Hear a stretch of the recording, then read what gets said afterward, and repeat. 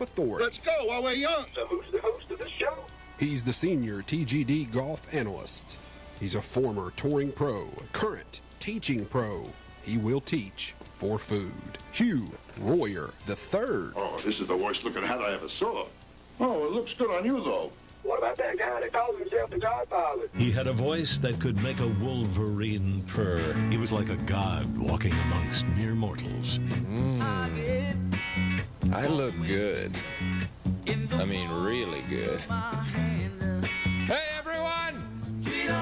Come and see how good I look! He refers to himself as the Godfather. I'm gonna make him an offer, Cameron.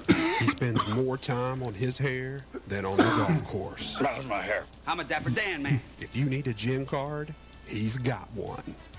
He is George Honeycutt, the Godfather. Don't act like you're not impressed.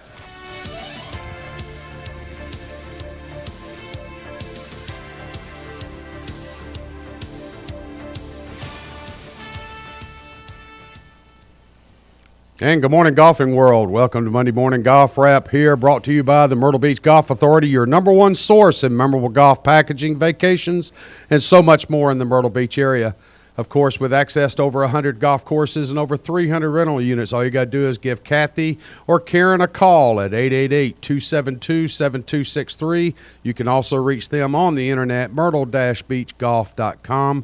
That's myrtle-beachgolf.com. I want to welcome everybody to Monday Morning Golf Wrap with HR3. Hugh, good morning. Morning, George. Happy after birthday, I guess it is. Late birthday. It was good. We had a good weekend. Yeah. Valentine's, everything. Yeah. We had a great time. Yeah, good deal. Good deal.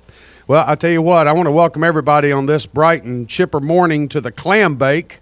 We, of course, had the AT&T Pebble Beach and Monterey Peninsula and Spyglass tournament. That's our annual event that we all so much look forward to. And this year turned out to be a golf tournament. It turned out to be one that it was exciting to sit and watch. And, you know, although Brent Snedeker looked like he ran away with it, he didn't exactly run away with it, but then he did.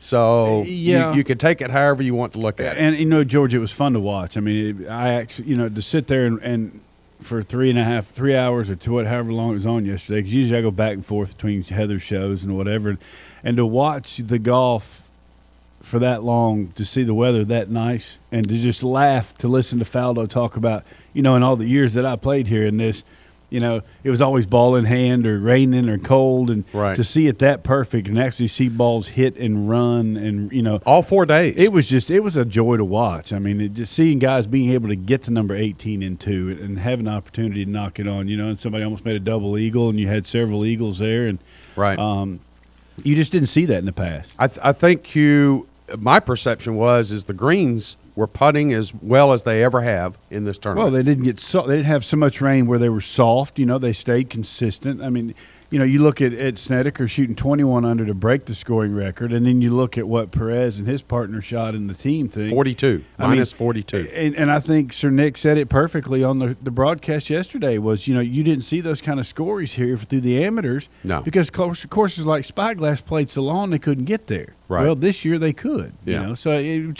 was a lot more fun for everybody involved. Well, Brett Snedeker goes over 4 days, of course, which includes Spyglass, Monterey Peninsula, Pebble Beach, and he ends up with one bogey over 72 holes. Pretty impressive around One bogey. And playing Spyglass, that's saying something. And for Brett, I mean, he ends up bogeying hole number 3 on round 3. That's Saturday's round. He goes in. He was 3 under par, makes it to 4 under with a birdie on 2 on Saturday. Then he bogeys 3, pars 4, pars 5, and then he birdies 6. And from there on, it was pretty much his to give away. He starts, you know, just a few shots back, but then on Sunday he goes out, birdies 3, birdies 5, birdies 7, birdies 11, birdies 15, and then comes into the house quite expertly and smartly, hitting iron on 18. I thought that was a brilliant move on his part. Well, I was going to say, if he didn't, going to Vanderbilt wasn't an asset then. You know, because I mean, why take that kind of chance? You know, I mean, when you don't need it. I mean, like I said, the golf, it wasn't like it was playing wet and long, and and the wind was howling. You know, it was perfect conditions. Perfect. You know, hit an iron down there, lay it up with an iron, wedge it on the green, and then take your medicine and victory and going home. Now you're in Augusta. Yeah, exactly. And that very important to Brett Snedeker was he had not been qualified for Augusta this year up until his win yesterday. So that is a huge, huge milestone for him. He also, of course, gets into the WGC events. That puts him into Doral. And for him, it'll be a Tournament of Champions in Hawaii. So for him, a big, big win for Brett Snedeker, putting him back up there at the top of the consideration leaderboard when it comes to the quote-unquote meet of the year, including the majors, of course, and the first being the Masters. Yes. So that puts him back in the Masters field, and he is now, I think, although yesterday there were some glimpses of, the putting woes from last year, but it looks like all of his work he's been doing with Butch, and he fully acclaims without Butch, he would not be back up here again. Mm-hmm. And so his work with Butch on his swing, he's made some putting changes, and he's now back to the Brent Snedeker that we grew, know, and love from 2013, really. No, he played, and just to watch him play. I mean, granted, a couple up and downs like we were talking about earlier, the one on 13 was just impossible. Yeah, you had mentioned the that guy earlier. played it perfectly, and to hit, pitch it down there 2.5 feet and make par, and you see Watney even have to make a 6.5 footer for bogey. You know, I mean, some of the things. It's just when when it's your time, it's your time. Well, the shot he hit on the tee box on 13 yesterday, where he pulled the 3-wood, and I think it'd been you or I, either one, we'd been in the bunker, but he hits just short of the bunker. It has enough momentum to bounce over the bunker to clear the rough, then to get into that 8-yard wide neck. Yeah. And on that par 4, and leaving himself a simple sand wedge in. Well, he had pitching wedge. And, he had 100. They said he had 128 yards. He hit pitching wedge up the hill, and just hit it too hard and hit it at the flag, where he should have hit it about 15 feet right of the flag. Yeah, but still, it was his tournament at that point. I mean, that's where the golf gods are looking down, saying, "Okay, yeah, you might have tugged on that 3-wood off the tee box, but."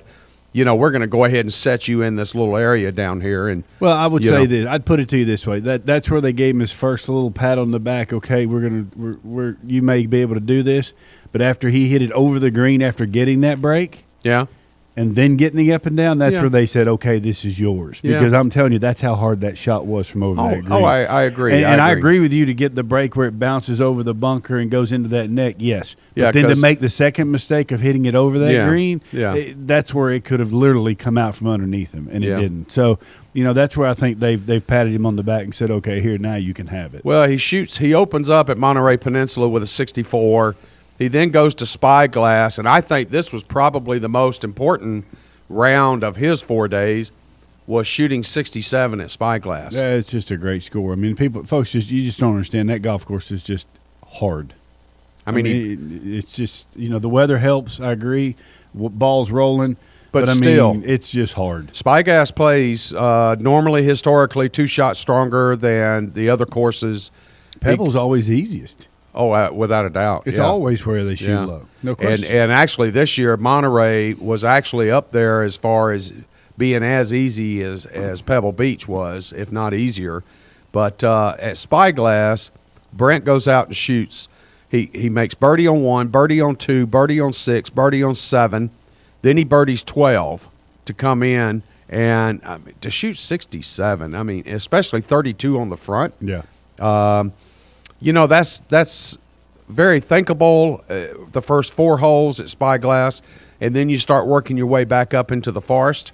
And but holes 5 and on, for him to birdie 6 and 7, just even though 7's a par 5, you would think, well, that's automatically a birdie hole.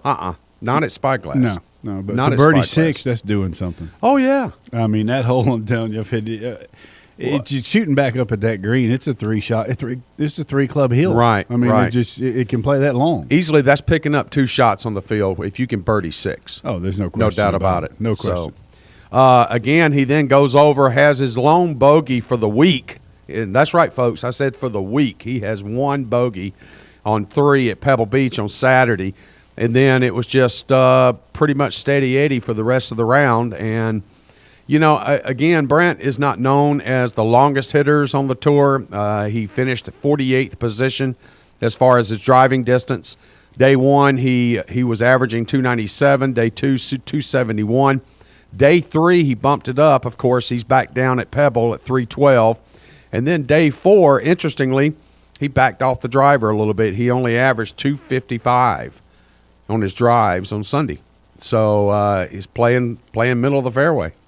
How about that? Guess what that's playing into? Dink and dunk. Yeah, exactly. I Dink mean, and dunk. it just proves the point, George. It doesn't matter how far it goes. Yep. People are so worried nowadays about how far they hit the golf ball. The guy back down and was 3/4 and then just driver just to put it in the fairway and give himself opportunities, and he goes out and laps the field. I mean, folks, when are you going to get it? Yeah, it's wake a up. game. Play the game. Right. He finishes tied third in the rankings for greens in regulation at 81.94%. I'd say that's pretty impressive. That's impressive. And he finishes putts per green in regulation. And again, folks, these are putts on the green surface itself, not from the collars or anything else. But he finishes at 1.678 putts per hole. So, and that finished at 16th position for the field. Again, one bogey for the week. That's, of course, finished first in the field. He had no double bogeys, no 3+ bogeys, no others. Eagles, he had none. He had 23 birdies for the week, 48 pars. So just good scoring by Mr. Brent Snedeker. Again, the 3-shot winner at the AT&T Pebble Beach Pro-Am.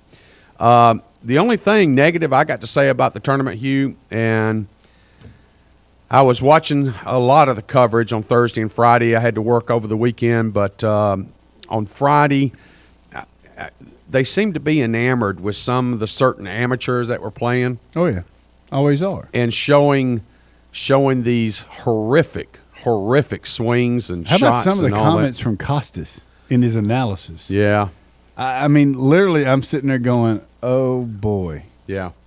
Well, he's under a gun, dude. They're pulling the strings. Oh, they're yeah. pulling the strings. Oh, He's yeah. got to be nice. He's got to say sitting here certain trying to things. figure out something. I mean, Yeah.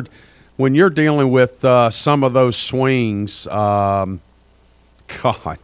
I'm sitting here going, man, it must be nice to have the money to pay my way into this thing, because ain't no doggone way that these guys would even sniff about thinking about going out there and if they had to pull the money out of their pocket to play in it. So, I don't know. It's just I'm sitting there watching. They showed every shot of one particular celebrity where he makes an 8 on 18 at Pebble Beach.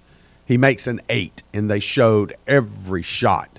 And you're going, come on! I don't sit down and take time out of my life to watch somebody make an 8 on 18. Well, I tell you, I did see, though, a couple of times, George, honestly, and I was pretty proud of the couple of amateurs that I did see. They'd miss a putt for a par, and they'd pick it up. Oh, yeah. Where a lot of them will just keep going. The celebrities, so to speak, will keep putting because they want to hear him clap. Well, you know you had the Bill Murray who was getting down on his knees, using the putter like a pool cue, and then missing the hole, and then jumping up, and then going over the line of other people coming into the cup, and then hitting it between his legs backwards. And just pick it up, Bill. Just move on. If you want to play that game, go to the side of the green. Well, do you notice he doesn't have the same partner every year now? No, he doesn't. Because and there's a of this reason kind why. of stuff. Exactly right. Yeah, there's That's a reason exactly why. right. So, it's good to see the celebrities. I know this is a big event for them. This is, for a lot of them, this is the biggest event of their year. I mean, they look forward to this more than anything else, whether they're a country singer or they're a jazz singer or whatever they may be, an athlete. Buster Posey, for example, the catcher for the San Francisco Giants. Guy's got He's some got game. game. Guy's got some game. He's got game. No question. Kane, the pitcher, he's got game. Clay Walker, the country singer, can play. He's got Clay game. can play. Colt I Ford. played with him. Colt Ford. Now, Colt can play. They were showing Colt on Saturday, and he was displaying some swings. Yeah. I mean, junior golf and college golf and stuff. I mean, Colt being from Athens, he can play. Trust me, he can play. Yep. So look forward to seeing Colt actually coming to the Myrtle Beach area in June having a big country festival here over an entire weekend here in Myrtle Beach, and Colt is one of the headliners on Saturday night. So looking forward to having Colt in, and maybe we can get out and play some golf with him. So that'll be a lot of fun. We'll see what we can do, because Heather's not going to go to the country festival. So, well, we'll have to have him in the studio here and get some feedback on the AT&T Pebble Beach Pro-Am. All right, also going on this weekend at the Champions Tour, of course, down at the Ace Group Classic at Twin Eagles in Naples, Florida. They're playing the Talon course, and one Mr. Lee Jensen playing in his first full season on the Champions Tour. He had a couple of events at the end of last year, and now he's Champions Tour professional, and he is going to partake in the entire full season. He comes up with his first full season win on the tour in a one-hole playoff against Bart Bryant, who was actually started the day. Bart started the day 5 shots back, Hugh, shoots 10 under par, 62, to get up there and tie for the lead on the last hole with Lee Jansen, and then goes out the first playoff hole, which is number 18, a par 4, and Bart makes bogey and Lee makes par, ends up with the win. Well, good for Lee. Good for Lee. Nice to see him back. Guy, can I tell you what? Back in college, one of the best drivers of the golf ball I've ever seen. And nothing's changed. He's still that way. He drives it as good as anybody. I did find out an answer to your question that you had earlier. Yeah, folks, I had asked. Yeah, Bernhard Longer actually went out and shot 71-66 and then withdrew after day 2. And I'd asked Hugh if he had seen any notification as to the reason why Bernhard had actually pulled out of the event. His daughter has hurt her, a few weeks ago or a month or so ago, hurt her back. And she played at Florida Atlantic University on the golf team. He used to partner with her dad in the tournament. That's why she didn't play this past year. Right. And she's been, it says here, it's been a tough time for her since injuring her back. We're just hoping she will get better. He actually missed, he was supposed to speak, make an appearance and speak at the Naples Beach Hotel for the Fellowship of Christian Athletes on Wednesday night, and decided to stay an extra day with his daughter.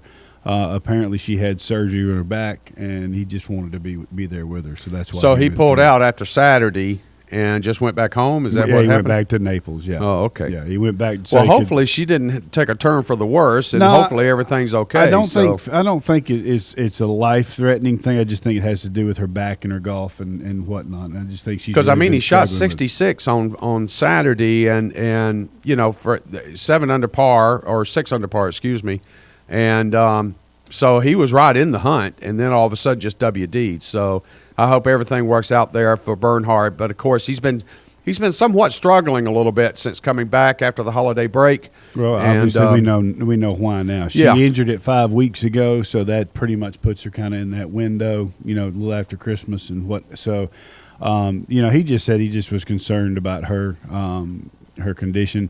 So, hopefully things will be okay and she will heal and be fine. But she had to have additional surgery, so that's why he withdrew. Well, we wish her all the best. And again, Lee Jansen goes out, shoots 68, 65, 67 to finish at 16 under par. Bart Bryant shoots 70, 68, 62, tying the course record there at Talon in Naples. And they end up in that playoff and go out for one hole, of where Bart makes a bogey, Lee makes par, ends up winning the event.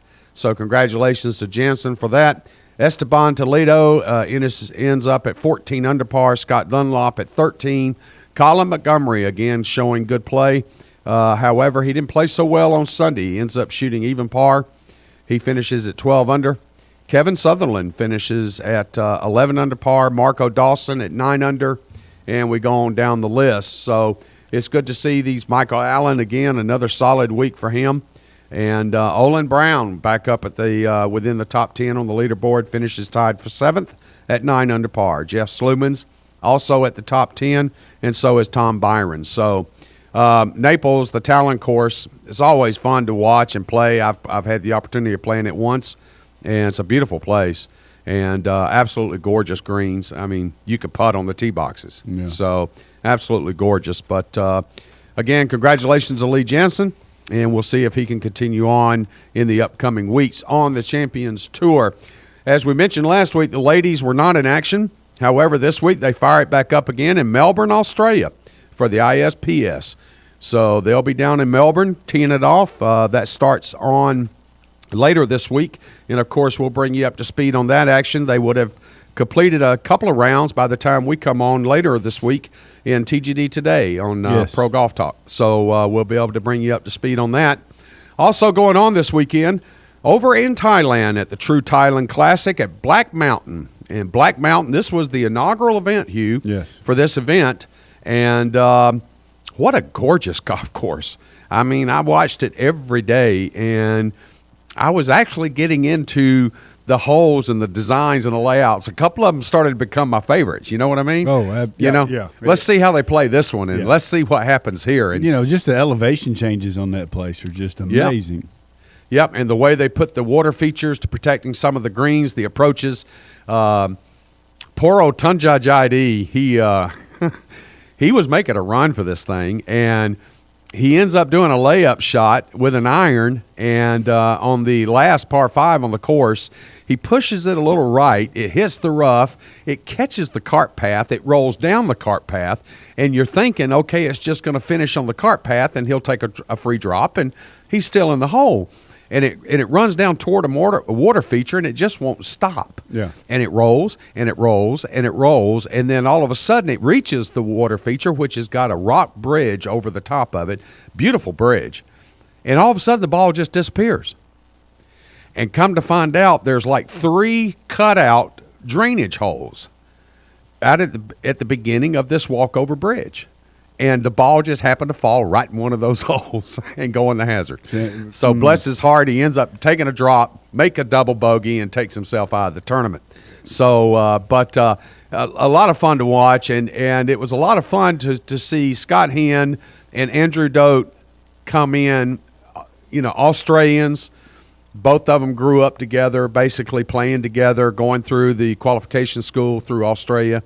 And Andrew Dote just goes in and finishes at 16 under par, one better than Scott Henn does at 15 under, and ends up picking up his second win in 112 European Tour starts. So I'll tell you, Scott Henn can play. Good golf swing. I mean, everything. The young man hits it 9 miles, too. Well, he got a win in 2010, Hugh, but had to go back to Q school. He just graduated Q school again in 14, and so. Here he is, a Q school graduate that picks up a win very early in the European Tour season. We saw Lahiri do this last week. Yeah. And so he was another Q school graduate that got right out there on the European Tour and picks up a win right off the bat. So Andrew Dote again does that. This is his 3rd win as a professional, his 2nd win on the European Tour, and again his last one was in 2010. He'll move up to roughly 130, 129 in the world golf rankings. When he started this week, he was at 281. So he's going to work. Pretty Oh, yeah. jump, 150 spots. Absolutely. Not bad. Yes. So, again, and this also gives him his card through the end of 2017. So that's really? Yeah, 2017.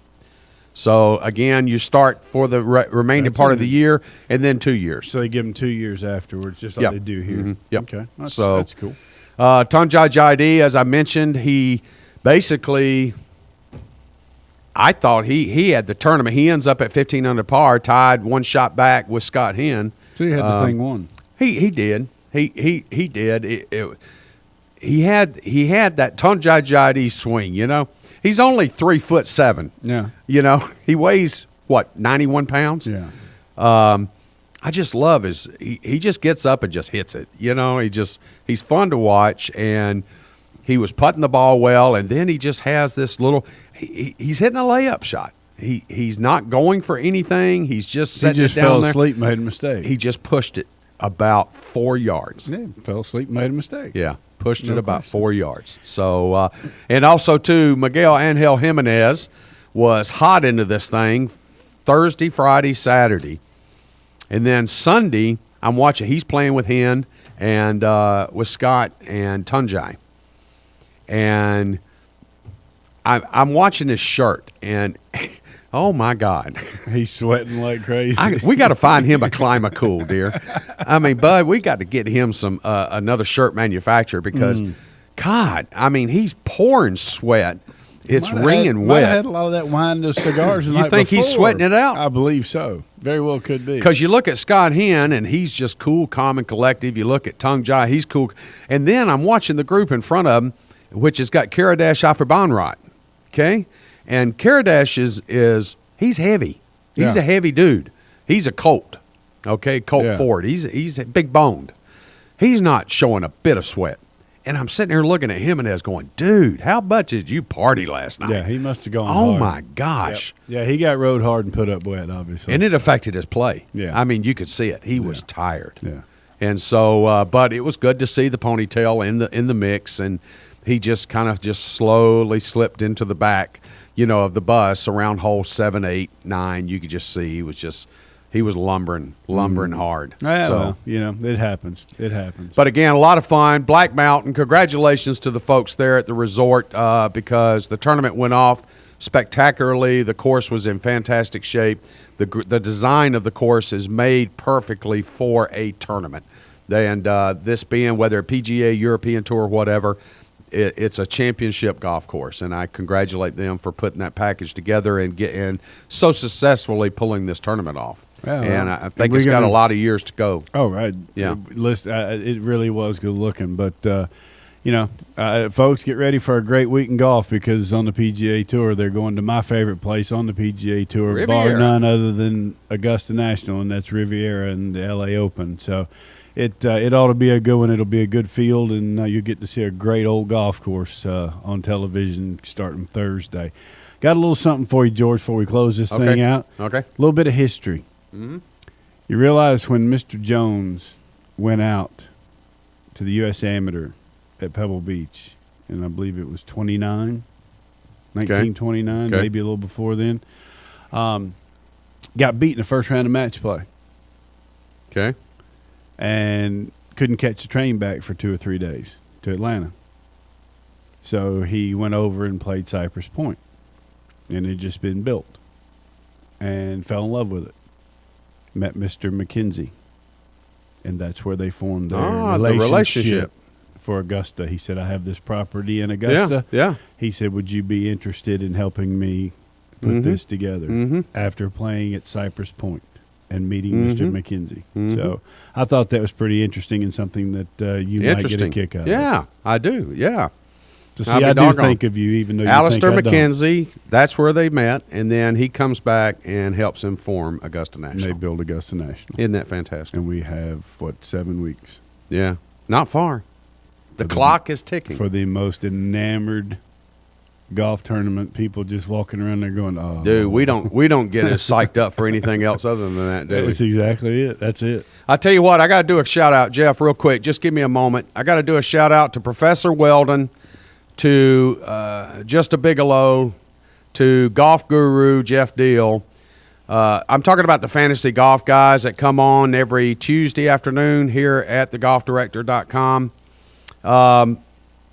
You look at their picks last week, Hugh, for the AT&T Pebble Beach. Those dudes had it locked in. Bigelow, even Jimmy Biggs himself said Brent Snedeker, he picked him.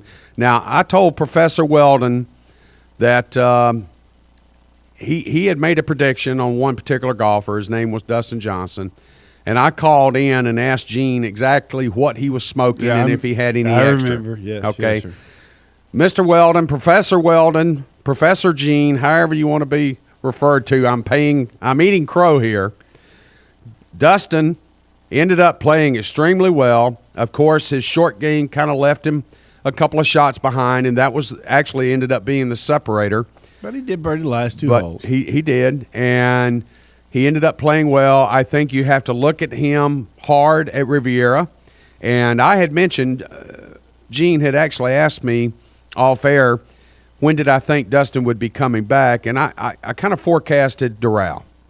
I kind of figured it would take him 3 to 4 weeks to get his short game together, to get his touch and feel back from being on tour and being off for over 6 months. But it seems to be coming back a little bit quicker. and I think realistically he could make a strong push at Riviera. I do. I think you're right. And Jeff, Professor Weldon, and Jimmy Biggs, call Ripley's Believe It or Not, because George Honeycutt has just apologized. Yeah. I ate crow. This is a first. You better call Ripley's because it's got to go on air. Well, there'll be a picture of me down at the aquarium now here in Myrtle Beach. So with black feathers sticking out of his mouth. Black Believe feathers, it or not. Yeah. So I'm eating crow at Crow Creek. So how about that? Good stuff. TGD Radio and TV are produced and broadcast by the Zeus Radio Network for thegolfdirector.com. When visiting the Golf Director, be sure to check out our featured course pages where you'll find up-to-date information about course conditions, specials, and much more. Hey, if you need help with your next golf vacation, hashtag just call Dave. Give us a call at 844-GO-GOLF1. That's 844-464-6531.